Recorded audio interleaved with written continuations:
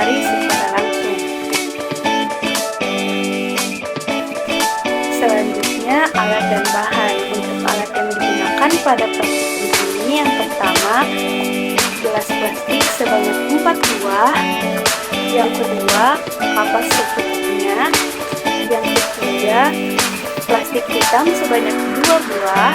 Dan yang keempat, label nama sebanyak 4 lembar. Sedangkan untuk bahan yang dibutuhkan yaitu yang pertama, kacang hijau sebanyak 20 biji, air secukupnya. Oke, sekarang kita beralih ke langkah kerja. Ayo.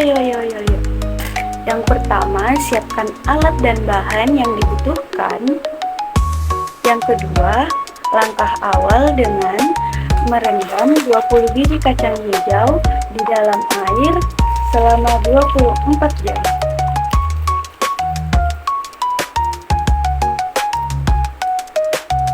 Langkah ketiga, siapkan 4 gelas plastik tersebut.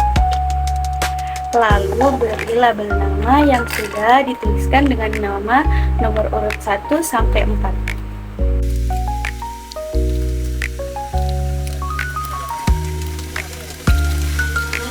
Yang keempat, isi keempat gelas tersebut dengan kapas secukupnya.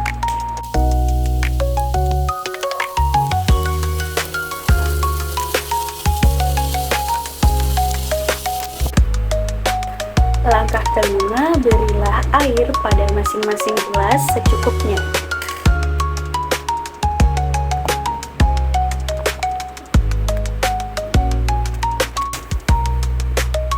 Yang keenam, masukkan 5 biji kacang hijau yang telah direndam di dalam air ke dalam gelas pertama, lalu letakkan di tempat yang terang.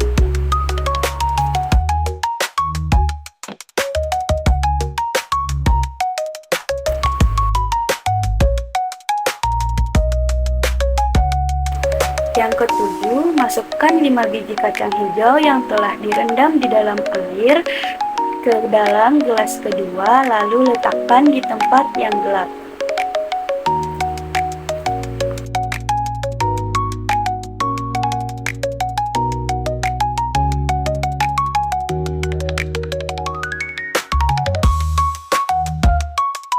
Yang kedelapan, masukkan 5 biji kacang hijau yang telah direndam di dalam air ke dalam gelas ketiga, lalu bungkus dengan plastik hitam dan letakkan di tempat yang gelap.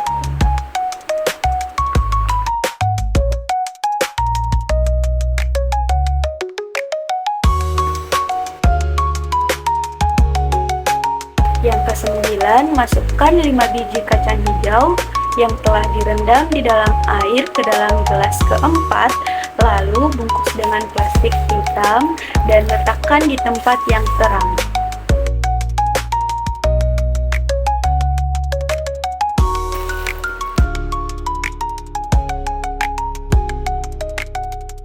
Yang ke-10, amati dan catat perubahan apa saja yang terjadi, di antaranya panjang batang, banyak daun, kondisi batang dan warna daun selama 5 hari. Setelah itu, jawab pertanyaan yang ada di buku penuntut sesuai hasil pengamatan kita.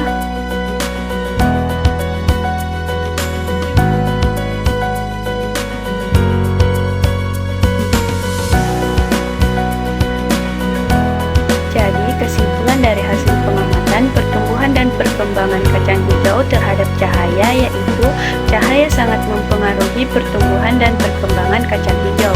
Tanaman yang diletakkan di tempat terang cenderung tumbuh lebih pendek, batangnya lebih kokoh dan berwarna hijau karena proses fotosintesis berlangsung optimal.